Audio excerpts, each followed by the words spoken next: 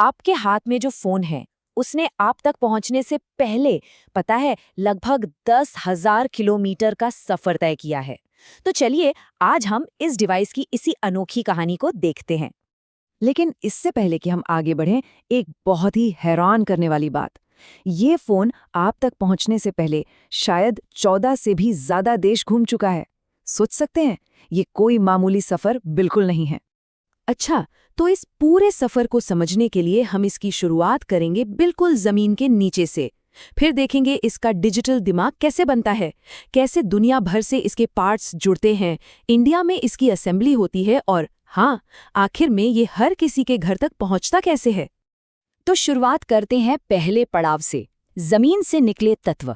देखिए, हर फोन का सफर किसी फैक्ट्री में नहीं बल्कि जमीन के बहुत नीचे गहरी खानों में शुरू होता है।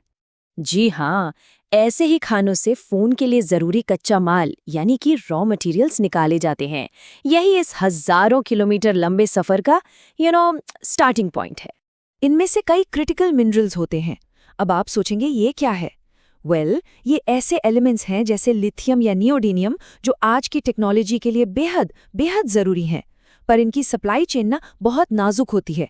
मतलब अगर किसी एक देश में भी इनकी सप्लाई रुक जाए तो पूरी दुनिया में फोन का प्रोडक्शन अचानक से ठप हो सकता है। और बस यहीं से फोन की कीमत का मीटर चालू हो जाता है। अभी तक इसमें सिर्फ कच्चे माल की लागत जुड़ी है। ये तो बस शुरुआत है, आगे देखिए होता क्या है। अच्छा, एक बार ये सारे मिनरल जमीन से निकल जाते हैं तो सफर पहुंचता है फोन के सबसे जरूरी हिस्से तक, उसका डिजिटल दिमाग, मतलब कि उसका प्रोसेसर। यहाँ एक बहुत जरूरी बात यह है कि फोन के दिमाग यानी चिपसेट के लिए इंडिया 100% 100% दूसरे देशों पर निर्भर हैं। ये चिपसेट फैब्स नाम की खास फैक्ट्रीज में बनते हैं जो इंडिया में अभी तक बड़े पैमाने पर हैं ही नहीं। और इस मार्केट की सच्चाई तो देखिए, इस पर ना सिर्फ कुछ ही कंपनियों का दबदबा है। ताइवान की एक कंपनी है TSMC, वो अकेले ही लगभग 70% मार्केट कंट्रोल करती है। उनके बाद सैमसंग का नंबर आता है जो काफी पीछे है। अब देखते हैं कीमत कहाँ तक पहुंची। जैसे ही फोन में ये एडवांस्ड प्रोसेसर जुड़ता है, उसकी कीमत में एकदम से बड़ा उछाल आता है, क्योंकि ये फोन का सबसे महंगा और सबसे जरूरी हिस्सा है। चलिए, प्रोसेसर तो बन गया, लेकिन एक फोन सिर्फ दिमाग से थोड़ी चलता है। अब बारी आती है बाकी जरूरी हिस्सों की, जो दुनिया के अलग अलग कोनों से आते हैं। एक तरह से इंटरनेशनल पार्ट्स का बुफे है ये टेबल साफ साफ दिखाता है कि हम कितने निर्भर हैं। फोन की स्क्रीन हो, बैटरी के सेल्स हों या फिर कैमरा सेंसर, ये सब बड़े पैमाने पर इंपोर्ट किए जाते हैं और ज्यादातर ये सब चाइना और साउथ कोरिया जैसे देशों से ही आता है। तो अब तक की कीमत क्या हुई? इन सारे कंपोनेंट्स को जोड़ने के बाद फोन की लागत और भी बढ़ जाती है। ध्यान रखिएगा, अभी तक फोन बना नहीं है, ये सिर्फ उसके अलग अलग पुर्जों की कीमत है।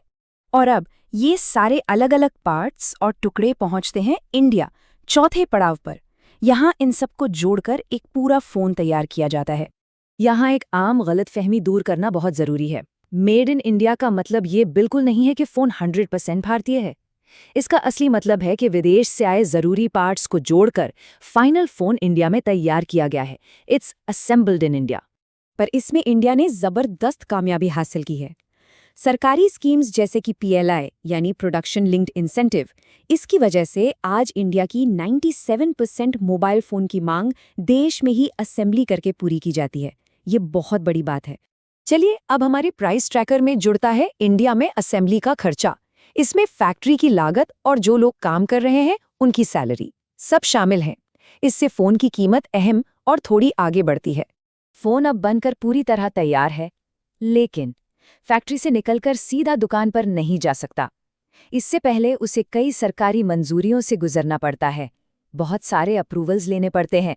इनमें सबसे जरूरी है BIS सर्टिफिकेशन। ये एक लंबा प्रोसेस है। देखिए, पहले एक लोकल रिप्रेजेंटेटिव अपॉइंट करना, फिर फोन के सैंपल्स को लैब में टेस्ट करवाना, फिर रिपोर्ट्स के साथ ऑनलाइन अप्लाई करना। उसके बाद सरकारी अधिकारी सारे डॉक्यूमेंट्स जांचते हैं और तब जाकर बेचने का लाइसेंस मिलता है। और इतना ही नहीं, जो कंपोनेंट्स इंपोर्ट किए गए थे उन पर इंपोर्ट ड्यूटी लगती है। इसका सीधा सा मतलब है कि जितने ज्यादा पार्ट्स बाहर से आएंगे उन पर उतनी ड्यूटी लगेगी और आखिर में फोन हम सबके लिए उतना ही महंगा हो जाएगा। और अब आती है कीमत में सबसे बड़ी बढ़ोतरी। जैसे ही सरकारी टैक्स, इंपोर्ट ड्यूटीज और सर्टिफिकेशन फीस जुड़ती हैं, फोन की कीमत काफी बढ़ जाती है। बेसिकली ये वो कीमत है जिस पर फोन कंपनी के गेट से बाहर निकलता है। और अब सफर का आखिरी हिस्सा, द फाइनल माइल। फैक्ट्री या पोर्ट से निकलकर फोन आम आदमी तक यानी हम लोगों तक कैसे पहुंचता है। ये आंकड़ा काफी दिलचस्प है। पता है, इंडिया में ऑनलाइन जितना भी सामान डिलीवर होता है उसमें आधे से ज्यादा 55% सिर्फ कंज्यूमर इलेक्ट्रॉनिक्स का होता है। इससे आप अंदाजा लगा सकते हैं कि हर दिन लाखों मोबाइल फोन्स देश भर में इधर से उधर ट्रैवल करते हैं। तो हमारे हाथों में आने वाला हर फोन एक तरह से ग्लोबल सिटीजन है, दर्जनों देशों की मेहनत का नतीजा। अपने 10,000 किलोमीटर के लंबे सफर के बाद ये हम तक पहुंचता है। सवाल तो अब ये है, क्या इंडिया कभी शुरू से आखिर तक पूरी तरह से अपना फोन बना पाएगा? इस पर सोचना जरूरी है।